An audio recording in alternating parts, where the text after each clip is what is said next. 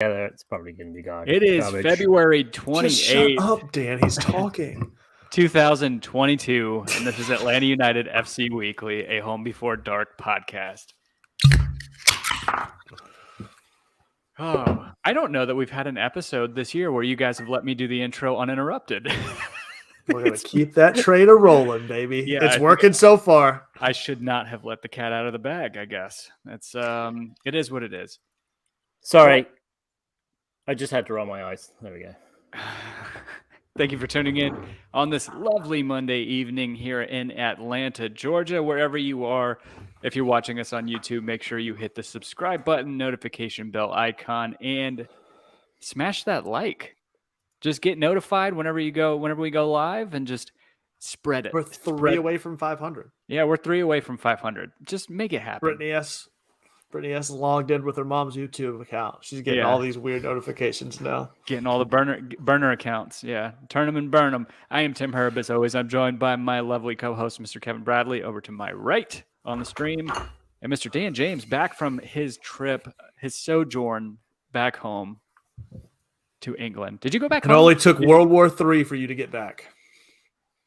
Oh my gosh. Yeah, it was great. Thanks, Tim. My trip to bury my grandmother was great. Thank you, Tim. Yikes.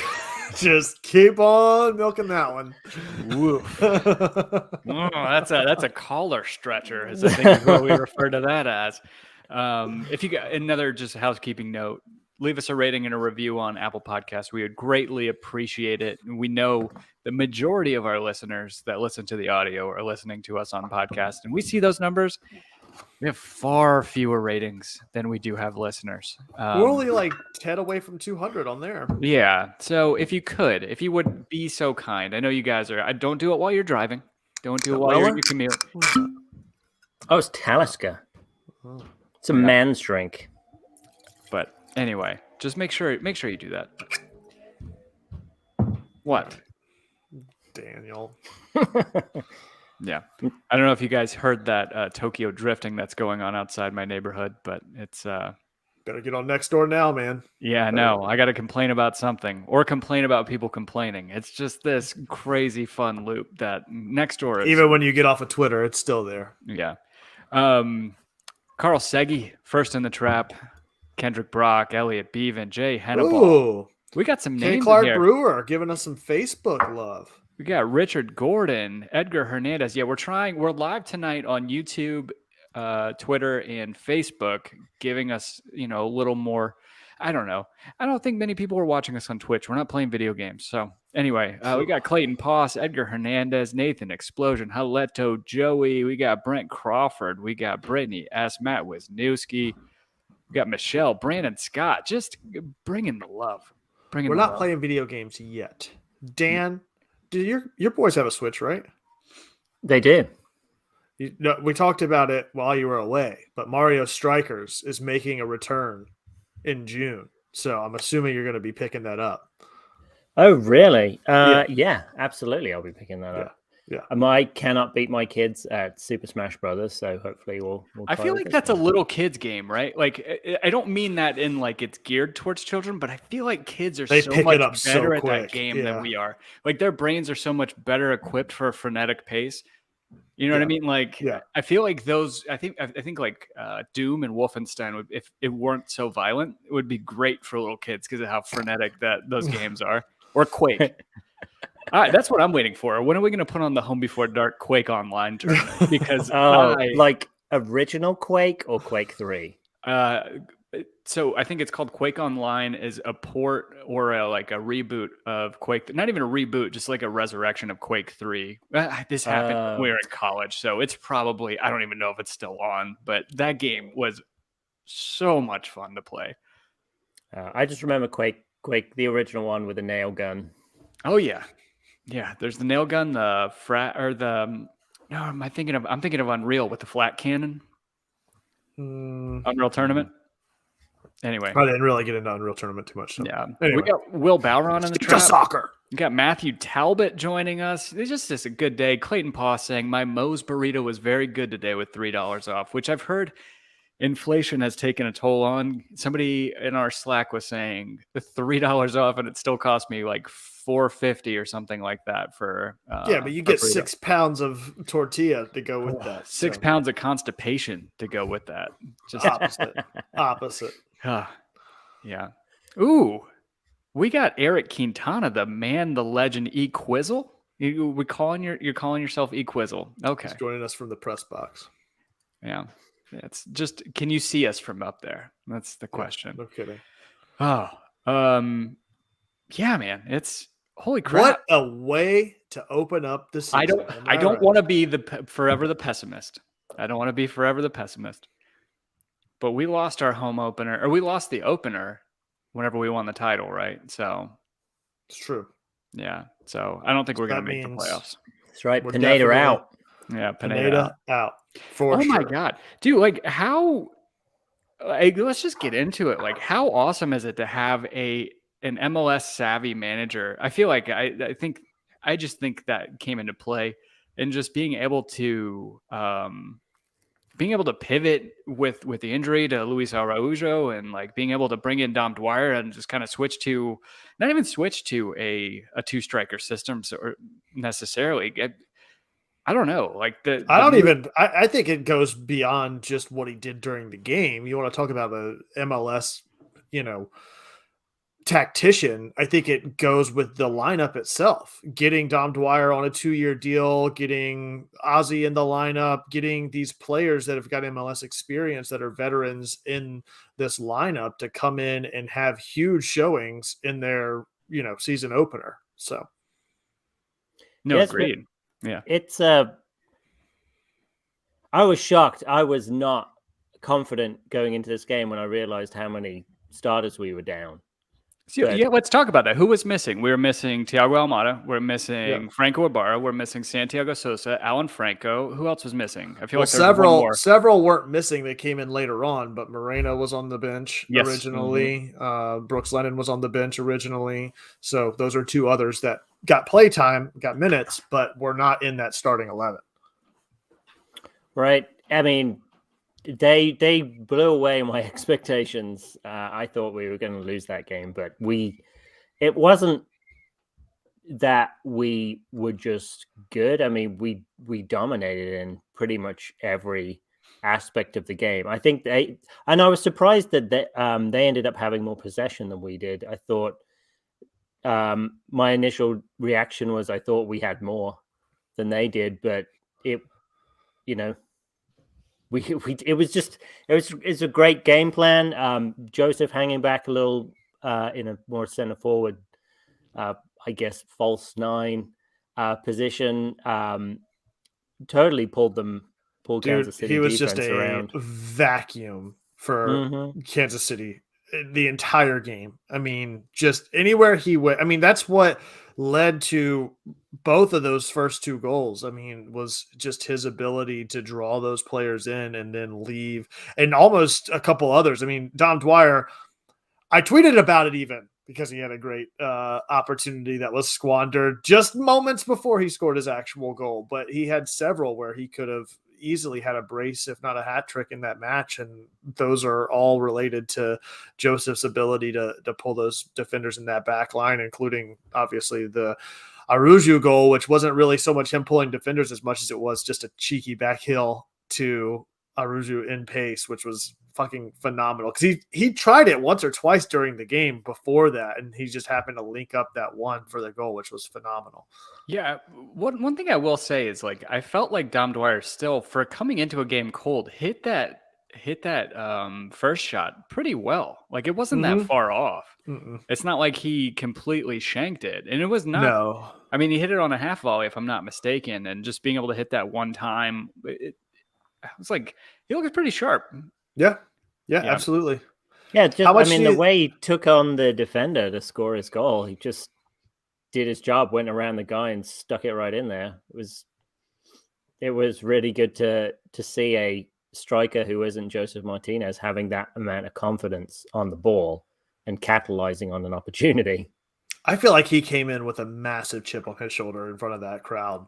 this Wouldn't weekend. you? I mean, Wouldn't you? Oh, absolutely. Absolutely. There's no way that Chatter, even Mike Conti, listening to the full-time report last night, even Mike Conti was like admitting that he had some sort of bias against Dom Dwyer. And it was more so just like kind of, or like resistance to the signing just because of how much damage Dom Dwyer had done to us in the Benz, playing for Orlando, playing his best soccer in an Orlando shirt was always against us, I felt like. But I mean, wouldn't you do that when the SGs are like just complaining, or not even the SGs? I won't even just throw it at them, but everybody's just like, why would we do this? We were saying on the show, it's like, I felt like this was found money if he scores any goals. Like it's absolutely. He did exactly what you want him to do in that situation. And again, that's where it goes back to what Pineda's been able to do with some of the signings that they've gotten in the offseason, is to bring in these veteran MLS players that came in and made a huge impact and a big difference whenever Atlanta United really needed them most last night during the match, because with the injuries and everything else that we had, there was no way we would have been able to do what we did without that leadership and that tenure within the league. Yeah, I feel like he went above and beyond my expectations for what he would do, quite frankly, for the season in that one game. I did not expect much out of him at all, but I love it when we pick up our rivals' players, and because anything positive that they do is kind of a finger in the eye to the rival. So we had a really good run with Miram, Justin that way Miram, too. Yeah. So I don't have any problems with that at all. I mean, no player is off limits if you're looking to bring them in. So, really, really happy with his performance. Such a massive upgrade over Kubo Torres. And it's the other thing because the other thing it got me thinking about was, since Luca Martinez Dupuy has that negotiation has completely fallen through, and both teams are walking away from it, it gives Atlanta a little bit of pause and to able to think about exactly where they want to spend that U22 slot on. And initially, my gut reaction is we want to spend it on some left wing depth potentially, but we've seen with the depth that we have already, because it was basically a depth team that we put out there, apart from a few players, but they performed admirably well against us. I know they don't have Pulido, but that was a strong Kansas City side, and Tim Melia is no slouch in goal. No, that's for sure. He's a big dude too, and I feel like he has stood on his head a couple times playing against us in the past. And the fact that that's what made me, I don't know, I was super happy with Dwyer's goal, because it was the composure to get it past in that position whenever you have a big lumbering goalkeeper coming out at you, like a veteran coming out at you at the box like that, and being able to just calmly lift it over him and place it. I was thoroughly impressed with the side yesterday. You guys care if we get some comments from the trap in here? No, not at all. Yeah, I was going to kind of go off the Dwyer stuff. Will Bowron, obviously jokingly saying, always rated Dom Dwyer personally. I've never shit on him ever. Nope, definitely not me. Carl Segi, hot take. Dwyer will hit 15 this year. Let's slow that down a little bit. Watching him without any ire involved shows how good of a player he is, especially off the ball. I think that is one thing. You saw a lot of good movement from him getting in positions to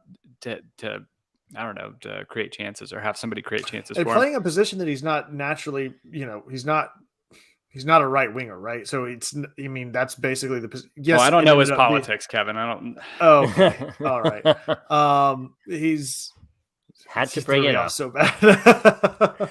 So we played with two up top for a little bit. There was but he certainly drifted around quite a bit. It was a fluid formation for sure. Yeah, absolutely. But it was nice to see two guys up top for 5 minutes, however it was. But I think he plays across the top line in his career anyway.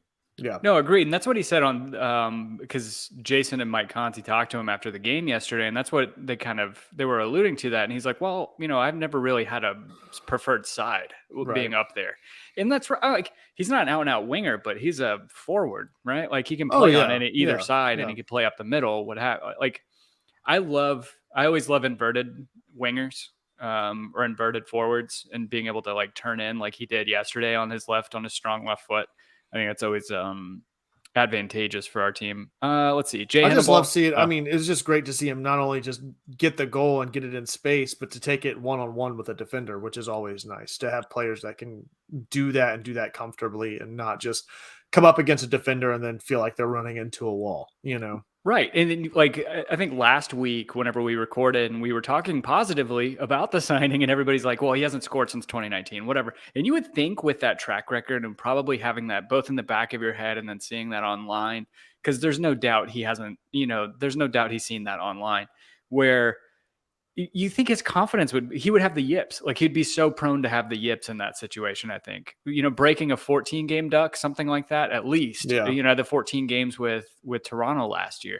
And just being able to first game, new team, whatever, just still having the confidence to not just take shots, but to be able to turn a guy and to be able to put a ball in the back of the net from there. I think it's fantastic. Do you remember when we had Felipe on here last season? And he was talking about, he was talking about Bello and Lennon, how they can't really go up the wing and take players on. So it's nice now that we potentially have that in Dwyer, who has that confidence to do that and the ability to. So. Yeah, no, for sure. I was just going to add a couple more things in here from the Dom Dwyer talk. Jay Hannibal saying Dwyer's out here taking ankles. One of the sentiments from Will Bowron and Brent Crawford, same thing. Dwyer could have had 3. I disagree that it was an easy wide open. Oh, I mean, it was wide open, but it was not necessarily an easy one on the first one. Joseph Martinez coming for most assists of the year. He's got 2 in the first match. Crazy. Yeah, absolutely. That back heel to Araujo was fantastic. That was beautiful. Beautiful. Carl Segi just harping more on, just laying more love on Dom Dwyer, saying Dwyer's in-game IQ is impressive. And I would agree with that. It's just he's far better. Clayton Paw saying he's far better than Kubo and Adam John. But to Will Bowron's point, the bar is kind of low in that situation.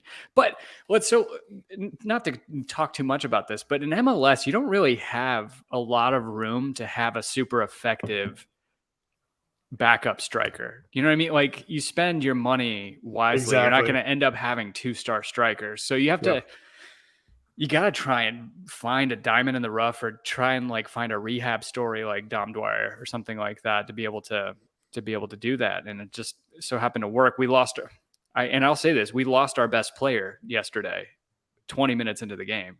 And have Dom Dwyer come in, and still no reports on what or how long that's going to be. It's clearly a hamstring injury, but we don't know what the severity of it is, what his return timeline may be. And so I agree, Tim. I think that's, if there's any real pause or cause for concern from yesterday's match, it's that Luis Araujo is out indefinitely, as far as we know right now, with an injury that may be minor, but right now there's just zero news. And I would have hoped to seen something today that they would have gotten back from examination, but knowing how tight-lipped the organization has been in years past with injuries, who knows if we will find anything out anytime soon. So it's never good to see a guy think that he can go back on and then immediately not be able to continue. And then obviously he knows his body, right? And then he thinks that he's fine.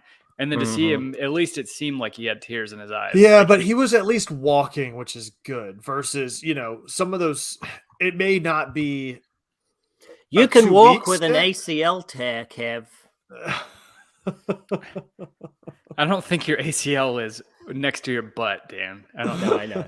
I think I just you compare it, and it's so fresh in Atlanta United fandom's mind, seeing Joseph go off in a season opener just 2 years ago. So I think from my standpoint, you're really hoping that's not the case with Luis, and I'm optimistic that he was at least mobile and didn't go down immediately, even though it certainly happened whenever he scored the goal, but he still had his celebration. He tried to play, he went back in, there was some things that took place that it's certainly not a minor injury, but I'm really, really hoping it's not a full-on tear or something that would require surgery or something drastic that would be season ending for any reason. Yeah, God, I hope not. If we're going to win MLS Cup, we're going to need him. No kidding. No, for sure. I mean, you saw just the impact that he had. It wasn't even that. I feel like he had a chance before that too, right? Before he scored that goal. It was good that we didn't seem to miss a beat. And Dan, to your point, when you were talking about like being surprised, I was surprised to hear that we didn't own possession, because I guess I felt like we could at least control tempo, and we completely controlled the pace of play and just the controlled the field in general. I guess that's like possession without a purpose on their end, if that's the case, because I don't know. I never felt like, I guess whenever Shallowey scored that goal, I was like, fuck. Okay. That was a great goal. You got to give it to him though, man. You want to talk about a volley, a jumping volley, no less. Yeah. I mean, he was, I guess for some reason I thought he won Golden Boot last year, but that was Tati Castellanos. Yeah, but he wasn't that far behind, I don't think, last year. He's a hell of a player. Yeah, he is. He scored on us before, I believe. No, probably. Yeah. Let's see. Yeah, Eric and Mateo both saying, Mateo saying he's played on a torn ACL, not recommended. And Eric saying everybody walks off the field with the torn ACL. Yeah, it sucks. It's definitely it's worrying. Muscle injuries in general, especially I think from an athletic player, tend to worry me. Yeah, a guy who relies so much on his pace like he does and his agility. You don't want to rush that back. I mean, we do have 33 more games, or did they expand the schedule? It's still 34 games in the regular season. I thought it was 34, but I'm not sure, Tim. Hold on one second. Yeah. While you're looking that up, Kev, to your point, Tim, Shallowey got 16 goals and 8 assists last year. That's got to be up there in terms of like total points, right? It would have to be, right? Yeah. Mm-hmm. He was one of the highest rated players, according to SofaScore. Yeah, he's a fantastic player for them. Yeah, I was surprised to not see him involved earlier than that goal, because he didn't get subbed on, right? He played the entire game, or he was started. Yeah, it's 34, Tim. Yeah, so I felt like we kept him relatively quiet. I mean, we can get to that. Our backline had a hell of a showing, I felt like, yesterday. Backline played great. I was... Okay, so I'll start with the center backs. Obviously, I thought Miles played great, but I was really impressed with George Campbell. Apparently, he had a few mishaps here and there, but I thought he got himself out of some awkward situations by shutting runners down inside the area. I was really impressed with George Campbell. I was not impressed by anyone more than I was with Gutman on that back line. My God, what a showing out of that guy with arguably a goal-saving tackle, I should say. Goal-saving save is redundant, but a goal-saving tackle on that back line, and just overall played phenomenally well. So much so that I felt like at the end of the game, he was inside the opposing 18 just to try to get in on goal, just to complete the showing, because he had done so much on defense. He was like, I'll get up top and make a few runs. Yeah, he was outstanding. And Kevin, so I don't know if this is a hot take at this point. Like, Andrew Gutman is a better player right now for Atlanta United than George Bello would have been. Oh, absolutely. Again, it's one show. It's one showing. It's a really small sample size. Yeah, but it's recency bias. Yeah.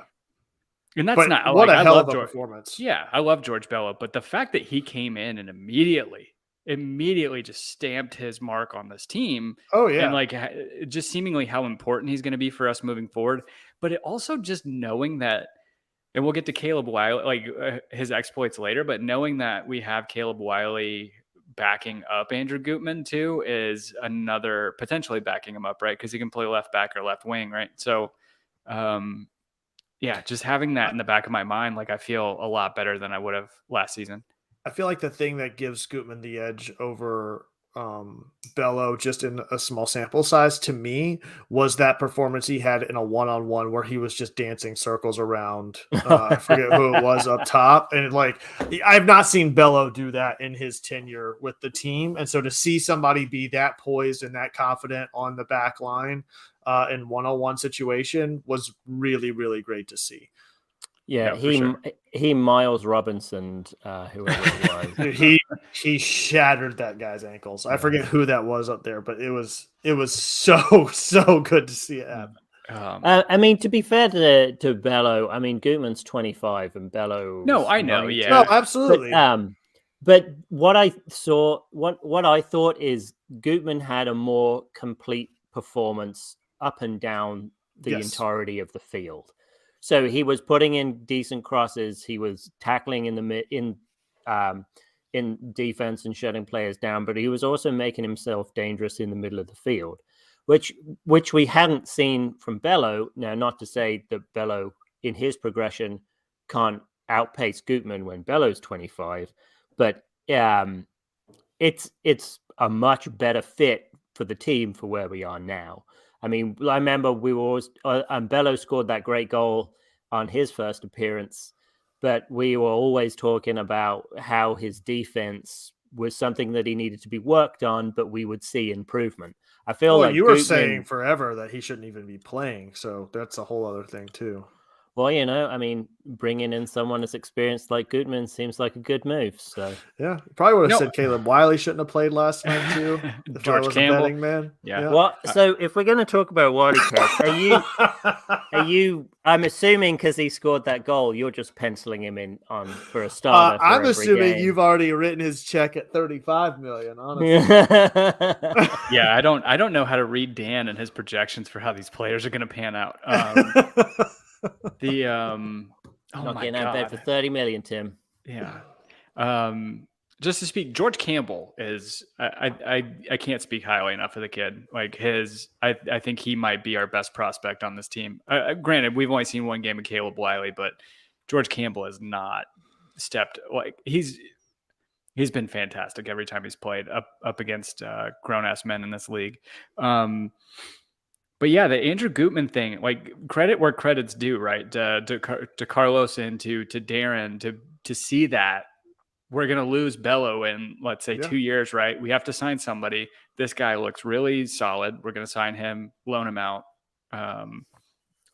for a year because we foresee Bello going to Europe. And that was a pickup within the league too. You talk about another in-league from pickup. Cincinnati. Yeah. Yeah. What did we trade an international slot or something like that for Gutman? I think it was like an international slot or some GAM or something like that, right? And then, or was he part of the Brandon Vasquez? Was it Brandon Vasquez?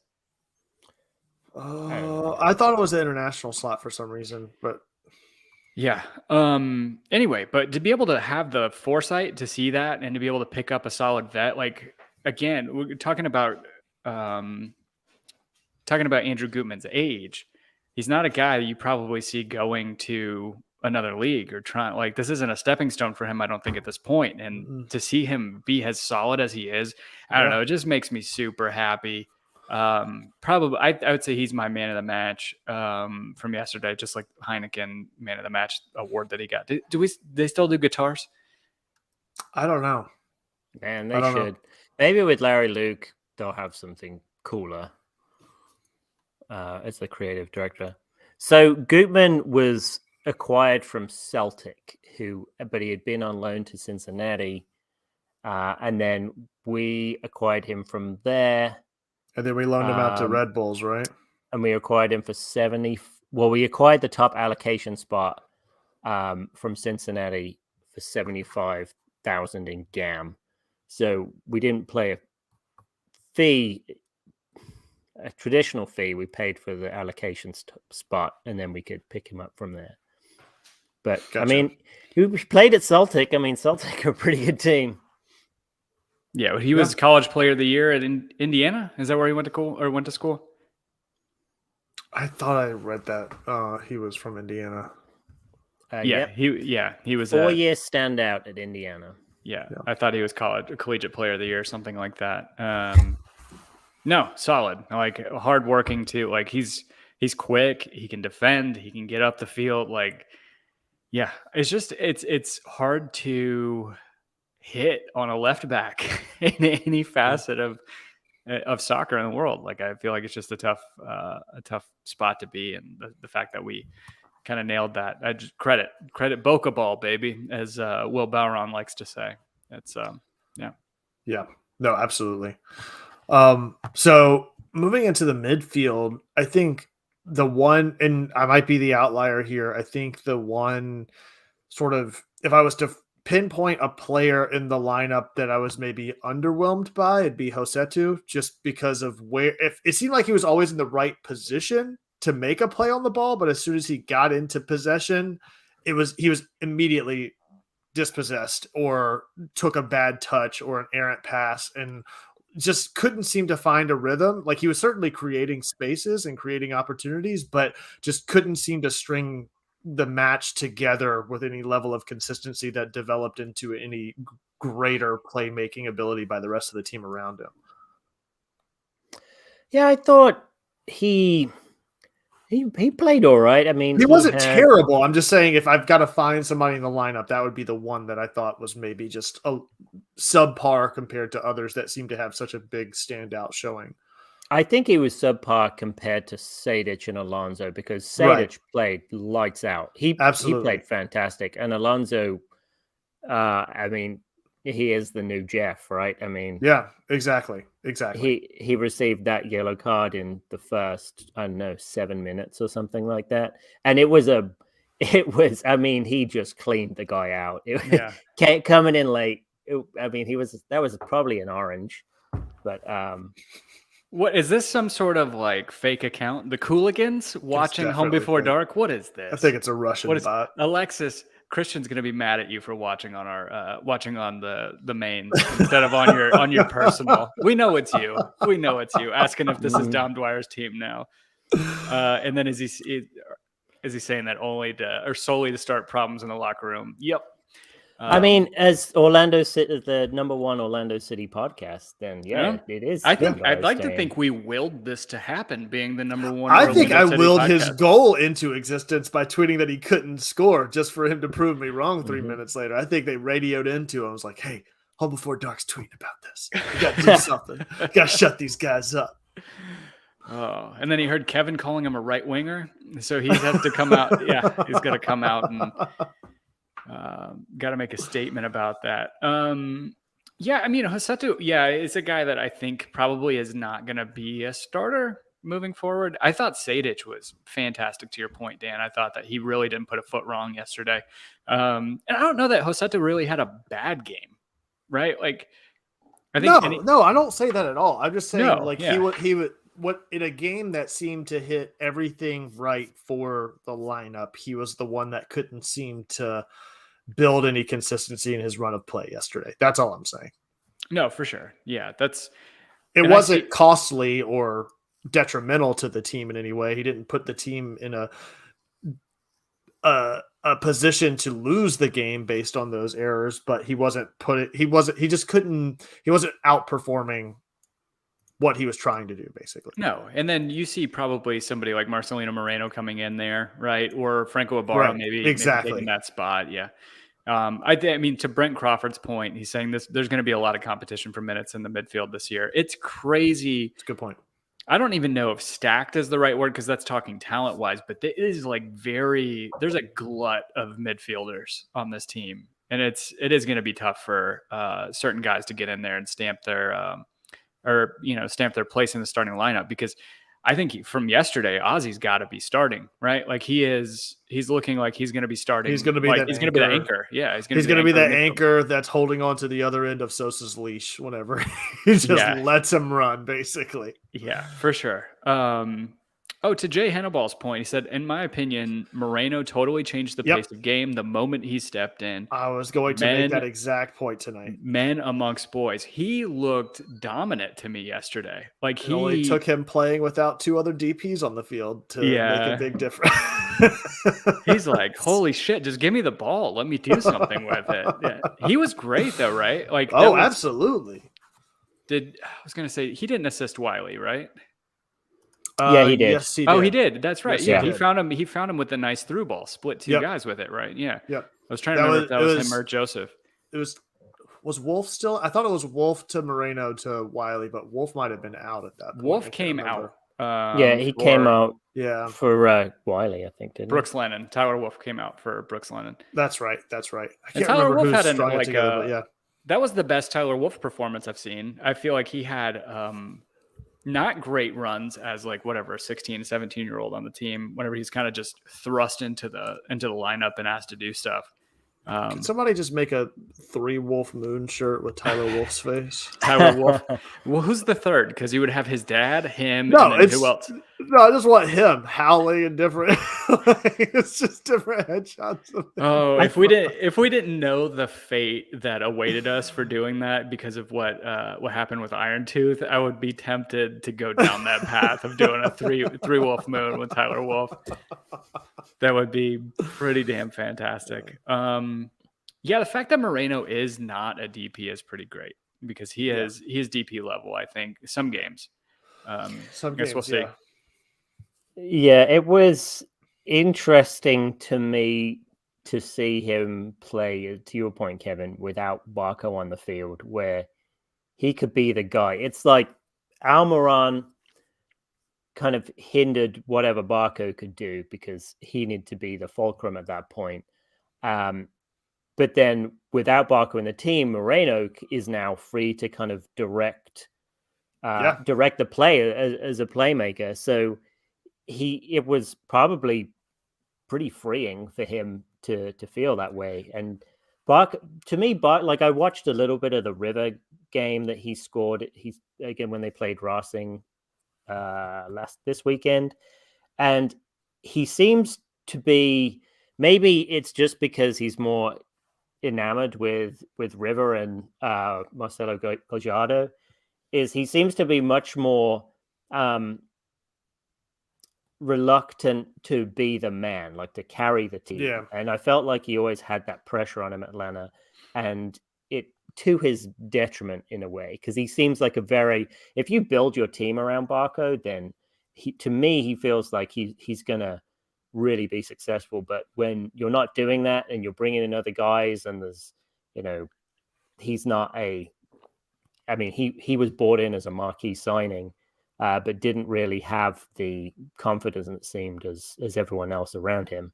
So I mean, it was. I think it's good for the team right now, but we will see how it goes. Well, you talk about Moreno's like ability to sort of take over that game, being out from under Barco's shadow. It sounds silly to say that because I don't think he was ever in some sort of shadow. But to use your analogy of the Miggy to Barco to Moreno deal, I don't think that was evidenced any more than in that free kick, the one free kick that came up, and it's like, oh, unopposed, no one's gonna step up to take this. Moreno can just take the free kick, and instead of trying to put a cross in or anything, he's just gonna rip it right on goal. Yeah. I mean, it was directly at Melia, but it was pretty welcome sight to see that. Oh yeah. The first time in his tenure that he's been able to step up and just take the free kick without somebody up there jockeying for it over him. It was nice to see the accuracy in the shooting, actually. I mean, I guess we had 12 total shots, 6 of them were on target, which is a higher percentage than we usually see, I feel like. Yeah. Watch that goal. I saw the goal. I didn't watch the River Plate game. I don't got that kind of time. But seeing the goal from Barco, it was like, ooh, in Atlanta, he would have dribbled that 3 more times and gotten it taken away from him. Yeah. Like he wouldn't have taken that shot from that far out in that angle. Like, I don't know if you saw it, Kevin, but it was a hell of a goal. Like it was a very nice goal. It's like, where was that the past 3 years? I don't know what's going on. I know if he does that all season, 30 million. 33 million. 33 million. Hey, 33. Why are you trying to push it up, Kevin? But I am pretty sure don't they already have a transfer fee in place to purchase him? I would imagine with the loan to purchase. For River, yeah, I think they do. Yeah, probably. Yeah. Who was your guys' man of the match yesterday, Kevin? Gutman for me. Dan? Yeah, I mean, I think they got it spot on with Gutman as the man of the match. I think so too. I think followed behind by, Martinez got Joseph got his 2 assists, but I was so impressed with Sejdic. Sejdic was great. So I asked on Twitter earlier for people's man of the match from yesterday. Just like dust is settled, there's time to is it not just Gutman? Let's see. JR Pay No Mind saying Campbell, huge for a backup center back to do so well against the best the West has to offer. It's a fair shout. Joey Haleto saying Gutman. The Prince of Soccer, Mayu J9. Gutman, tons of great performances, but he was immense. Lucas Roque saying Andrew Gutman. Rob Osry of Dirty South Soccer saying Ozzy Alonso. And I think that's an underrated shout because I think a lot of yesterday's match depended on him kind of setting the tone with that crunching tackle at the beginning. It was a super important tone setter for me. Joe Johnstone going against the grain saying Joseto for covering Dom's ass defensively, which I think is interesting. I haven't gone back and watched the game. And then Dominic Fikes lover saying Gutman or Joseph, but because of the way letting in a goal deflates our team, I went with Gutman. He did great. Yeah. In the trap, who was you guys' man of the match? Was it Gutman for everybody? Pierce Hicks says Sejdic was great. Yeah. I can't say enough good things about him. I'm happy to have like nothing but glowing things to say about our team. Hopefully it lasts. We'll see. Oh, poor Alec Can. So Kevin pinned a comment from Eric Quintana saying Alec Can being called Alex all match by the commentators, scored on 5 times. Remedi, I believe, also dispossessed that led to the goal. Rough time for the ex-AT Aliens. Is Remedi playing for Cincinnati? No, I think he might be referencing a different game, the San Jose game. Yeah, I'm pretty sure Eric Remedi's still with San Jose. What was the madhouse at Lot 17 tailgate in March? I guess just how crazy it was.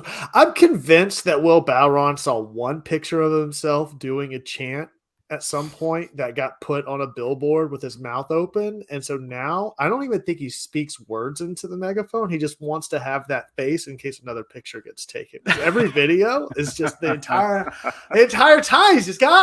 He's ready. He got a picture, but he's got it all strung together, man. Props to him. It's a good face though, Kev. It's a good face. He's got it. He's ready. He's camera ready. Yeah. He said that's my trick. I'm always screaming. I'm always triggered. That's how do you deal with being triggered? I don't know how he does it, man. I'm always pretty triggered. Great though.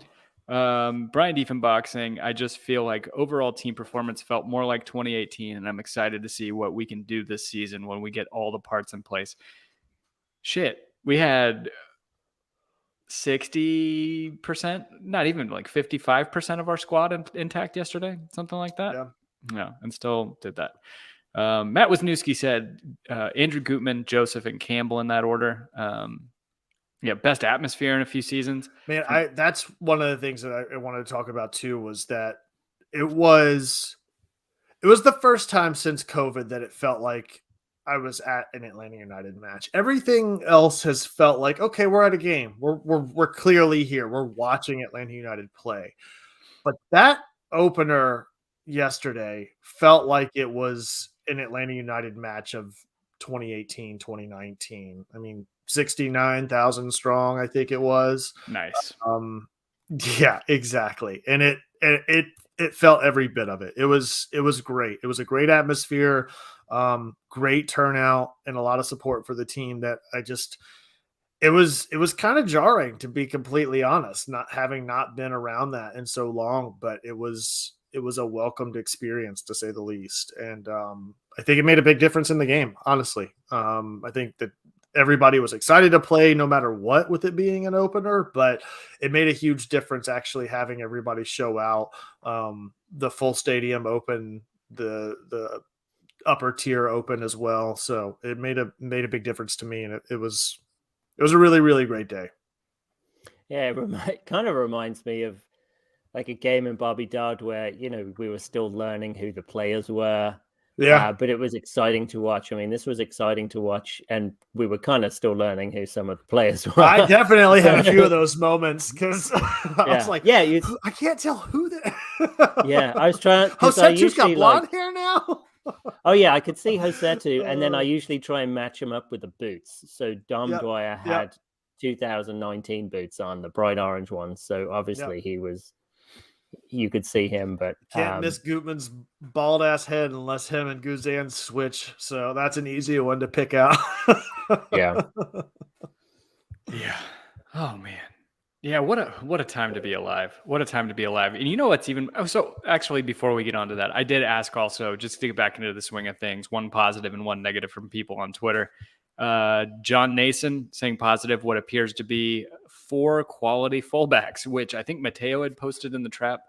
At one point, we had 4 fullbacks on the field. Obviously, not all playing fullback, but just to know the versatility that Brooks Lennon and Caleb Wiley have to be able to be fit into kind of forward positions is pretty great. And the fact that we have a lot of depth at those positions right now is awesome. I mean, Ronald Hernandez, I felt like played really well yesterday too. I think he's a guy we're not talking about. I was very impressed with Hernandez, and I wasn't expecting to be. I've always looked at him as the backup to Lennon, but I feel like this game has put him in a little bit more serious contention in that competition for right back. I was impressed with him. I didn't realize he seems to have put on some muscle since last time I saw him. Yeah, I think so too. He looks great. He was, kind of a really good balance for Gutman as he was well balanced up and down the field, being threatening on offense and then being able to be challenging in defense and in the midfield as well. So I was shockingly, I was surprised to see his good performance. His negative was Brazilian hamstrings. Yeah, I feel like that has been. Gosh, I hope Araujo's all right, man. Yeah. Elliot Bevan, he's one of our own, saying positions Atlanta 1 and Dom Dwyer scoring, negative Araujo's injury. Seems to be kind of across the board. Joey Haleto, positive. Joseph looks fit, negative Araujo injury. Random takeaway, Campbell looked better than Robinson. An overreaction, Caleb Wiley will start at left back for the U.S. in the 2026 World Cup. I don't think that's that far-fetched. Yeah, I think I saw MLS Buzz tweeted something like, we're not talking enough about how Atlanta United took Miles Robinson into the lab and cloned him into George Campbell. And saying George Campbell will play for the U.S. Hell yeah, he will. Again, he's our best prospect. He's an outstanding player. Brian Olivas, sad Los Angeles Lakers fan, saying positive bald excellence in the form of Gutman being a baller. And then negative, Luis, no, he can have my hamstring. I think I saw multiple people offering up a hamstring replacement as if my hamstring wouldn't snap under duress of his athleticism. It would snap like in an instant. Step on the field. Ah! Yeah, immediate. It would be immediate. And then Jonathan D. Williams saying positive team win, Gutman, Moreno's passing. It's positives. And I asked for 1. Negative, Luis. Yeah, it seems to be, again, across the board. Ooh, tough call from Brittany here. I don't think that you're pulling Lennon anytime soon if he's match ready personally though. But she was saying that she was about to say Hernandez over Lennon. I can't talk tonight. From now on, or is that too soon to call? Too soon for me. I don't know. I would like to see what Brooks Lennon does in a more advanced position. Lennon's distribution, I think, is just so. I think it's integral to Joseph's success for them to link up and how great he's been in years past. I haven't seen that out of Hernandez yet. I think it's a little bit more time, but it's a great problem to have. The nice thing is Lennon gives us, as we've seen, a little bit more winger depth. Yeah. Which was really great to see. I mean, he was threatening also in the final third. So I think probably a little bit too soon. We'd kind of see where things go, but man, he's a hell of a backup. Yeah.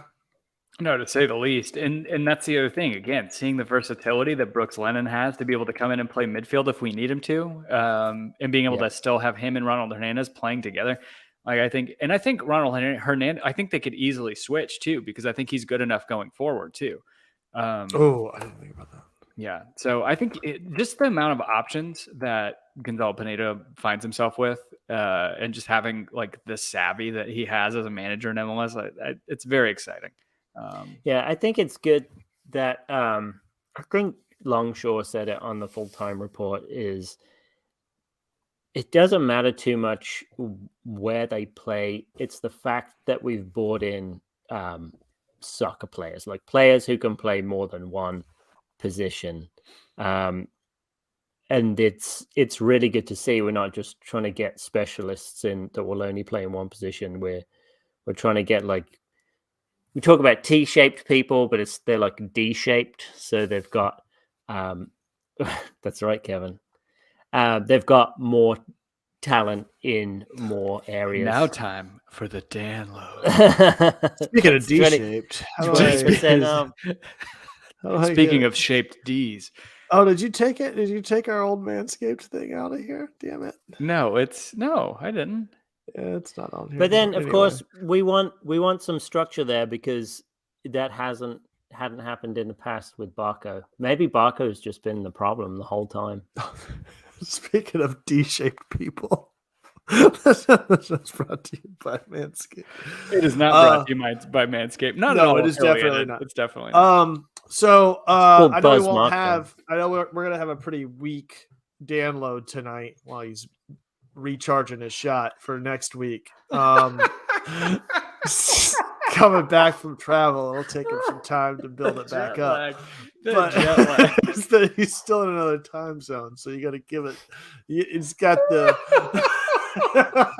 It's got to reset your clocks, folks. Next week he'll be back and ready for it. But for this week, they are calling for snow in the matchup against Colorado, which means the orange ball will be back, or at least we hope, right? Yeah, no, I it hope will. so. It'll be back. Yeah.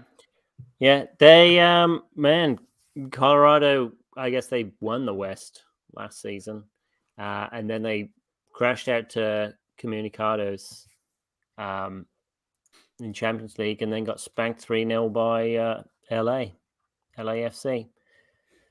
It's going to be, we are going to get download hats made, but it's white text on a white hat, so you can only see it with a black light.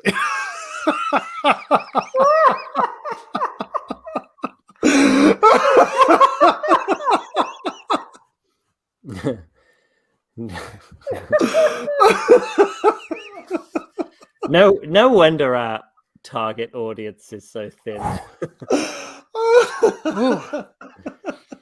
Still the number 1 rated Atlanta United podcast on iTunes. Most rated. Because nobody uses iTunes anymore. All right. Get the tears out of my eyes. I'm going to start a spreadsheet, make this easier for us to keep track of. Because last week I did, I think 3-0 KC for the KC game. Yeah, and I said 1-0 Atlanta. Yeah. Dan, we didn't get your score prediction, so I said 3-1. He said SKC loss or win. I did. I did. I went for a 2-1 loss. Well, okay. We'll all take one out of this week then. Okay. I mean, how great does that hat idea sound, though, for real? Let's just talk about it for a minute. We'll talk about it offline. Almost like the invisible ink. Exactly. Yeah. That's exactly the thought. Oh, boy. You got to pee on the hat to get it to be able to see the print. How did Colorado do this past weekend? It was 3-0, right? They lost 3-0 to LAFC. They lost 3-0 to Carlos Vela. Yeah. Hat trick opening day. Ridiculous. Yeah. Ridiculous. It's absolutely ridiculous. Yeah.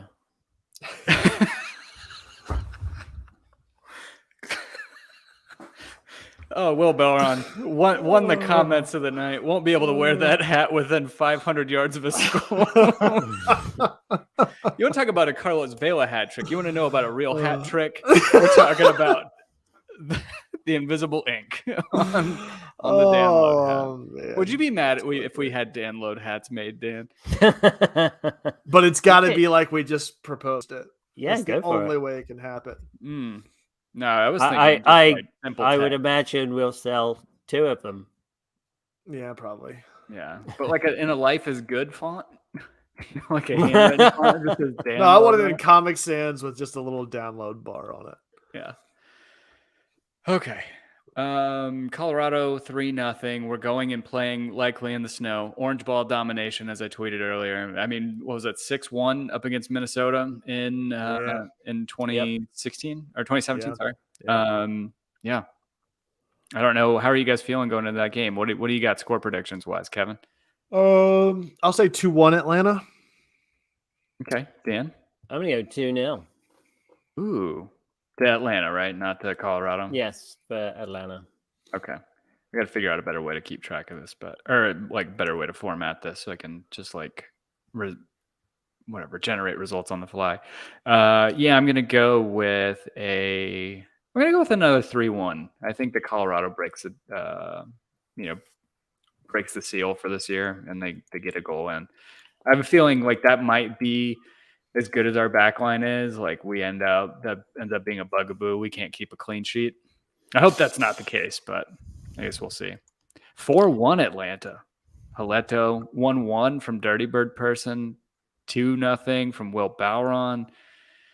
So, Tim, Colorado against LAFC had 7 shots with only 1 on target.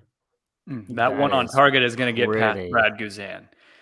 Well, no, I think if they score, it's going to be because Brad Guzan passes it to them or waits too late and gets tackled.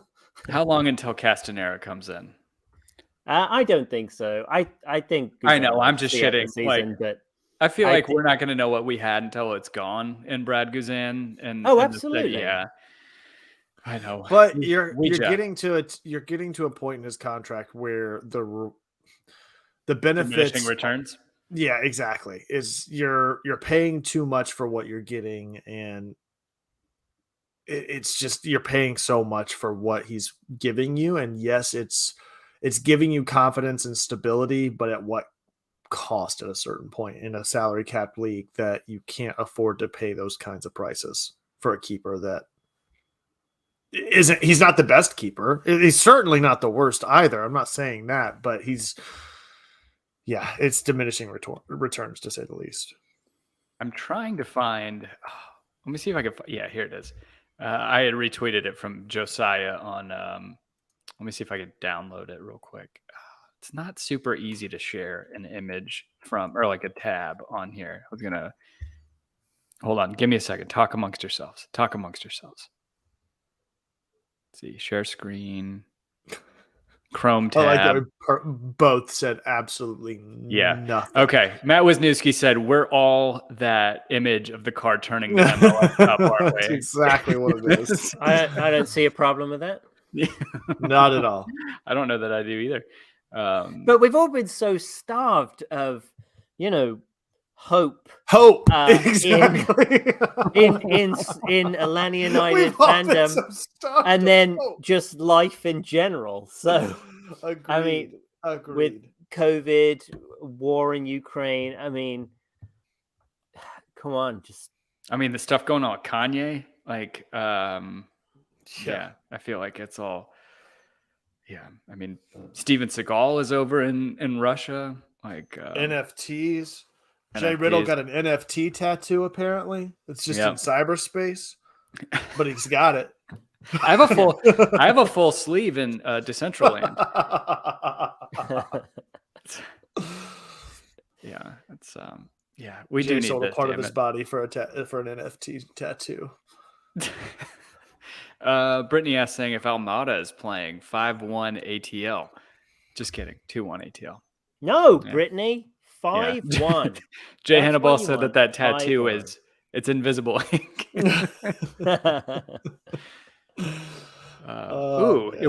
So I don't know anything about tattoos. So apparently Dom Dwyer is into NFTs, and as is Jay Riddle. I feel what Matt Wisniewski's saying. Basically, we need to like curate a TED Talk between the two, or some sort of debate or seminar. It's like tats with Breck Shea, but it's NFTs with Dom. Oh yeah. Well, I mean, he's got to be, right. I mean, this is probably his last contract. Yeah. True. You think Dom Dwyer looked at, like, I guess that was 2 years ago, and he was like, he saw the horrible reception the fans gave Breck Shea. He's like, fuck that. I'm not doing that. Like, I got to come out guns blazing. Like, I can't be the scapegoat for everybody. Being, to Dan's point earlier, to be the number, like a top 3 Orlando City podcast and the top Atlanta United podcast, we're definitely on Dom Dwyer's radar. There's no doubt about it. I tweeted it. Always rated him. I've never slighted that man in my life.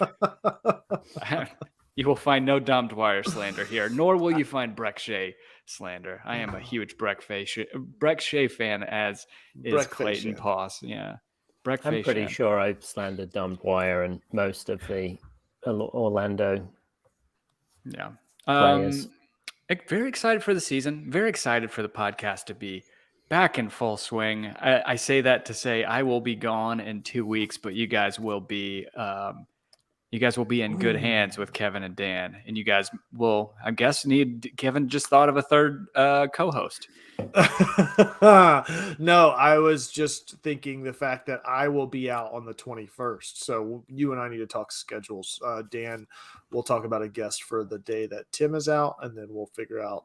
So yeah, we got a couple of shows coming up in the month of March that we'll have some guests on. Who would you guys want to get pulled in? Be sure to tweet them and us at Home Before Dark. That's before Spill B, the number 4. Give us somebody that we can get in touch with. Alexi Lawless. Make it Alexi Lawless. Whatever. Stu Holden. Yeah. Hey, just tweet him. Shoot your shot. Just tweet him. You never know. Yeah.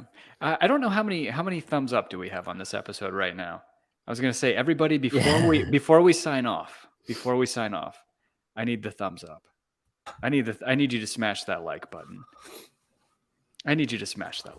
Would you do it for me? Would you just do it for me? Just smash it. Smash that like button. Oh God, Tim. And maybe you could do the download. Smash that like button. The download, just smash it. Ooh, Liverpool, yes. We did win the Carabao Cup yesterday. How crazy is that it came down to keepers? Did you guys watch? Either of you guys watch the... It was an infuriating match to watch with all the goals getting called back. But then the fact that penalties ended 11-10 is pretty insane. I watched the first half, but then I had to leave to go to the Atlanta United game. But it seemed like a great game, which is unusual for finals because they usually cagey affairs, but both teams were going for it, it seemed like. So yeah, I feel like the referees kind of ruined the excitement and they pulled took the air out of both sides quite often. There were a good bit of offsides and disallowed goals. Like Joel Matip broke the deadlock, but I guess Virgil van Dijk was holding somebody. I don't know. Anyway, there were a couple key moments that I will point out, though. Virgil van Dijk smashes his penalty against Kepa. Gets it, like Kepa guesses right, but there's no chance he's going to get to it. He just stares him down. Like so like just, I don't even know, man. It was intense. And then to see, I don't know. Do you know how to pronounce? I don't know how to pronounce Kelleher's first name. I'm a Liverpool fan, but I'm not Irish. It's Worcestershire. It's Cumin, Kelmian. No, man. Don't some Irish name. Liverpool. Yeah. Anyway, he scored his penalty to win. It was pretty fantastic. And then Kepa pulled a Pity Martinez and put his penalty into the stands. Oh, it was beautiful. It was beautiful. So where's Allison? Why didn't he play? I believe I haven't watched all the post game, but I think because Kelleher played every single game in the League Cup, that he didn't want to take that from him. Yeah. Gotcha. Oh, that was nice of him. Yeah, for sure. Yeah. I don't know what else. I don't have anything else, guys. I don't have anything else. I'm very excited. I'm very excited too. Very excited. Yeah. Very excited to be back. Very excited for a lot of things right now. So very excited that you all joined us tonight, making it a very, very great and interactive season opener in the trap. So thank you guys for doing that. And if you want to be a part of the fun shenanigans in the future, be sure to like and subscribe. Hit the bell icon on YouTube to get a notification each and every time we go live. Again, we're 3 subscribers away from 500 on YouTube and 10 Is that reviews the same away amount as last week? No, we got one more last week. I'm convinced it was Brittany S.'s aunt. However, it was one more from last week. So be like Brittany S. and go on your aunt's account and subscribe to Home Before Dark, because every little bit helps for the algorithm. And we're 10 away from 200 reviews or ratings and reviews on iTunes or Apple Podcasts. So be sure to do that too. Also with your aunt's account. Who cares? Just do it. Say it was the Russians. We don't care. As long as we get them numbers, that's all. What do we just write the funniest review imaginable and we'll rate them throughout the year. Just give them a star rating, as if you give us star ratings. Yeah. So yeah, thank you guys so much for hanging out with us each and every week. We love the hell out of you and everybody in the trap every week. You guys, I say it each and every time, you make this show what it is, and you help drive us as much as we try to drive each other crazy. So thank you so much for tuning in with us. You can find us all online in one fashion or another. Tim, where can they find you? You can find me on Instagram. Yeah, on Instagram at Tim Herb. Yeah. Dan, what about you? You can find me at DNJMS. You find me at The Architect. That's at the_ARC1TECT. Find all of us collectively at Home Before Dark. That's before spelled B and the number 4. Be sure to tweet us. Let us know who and how we should run those few shows in the month of March, what guests we should have on, maybe some familiar faces, maybe some new faces. Let us know. And we're always up for suggestions on how we could do things better. So let us know and we will get on it. So until next time, as always, be home before dark. Just want to open up YouTube and see if I'm subscribed or not.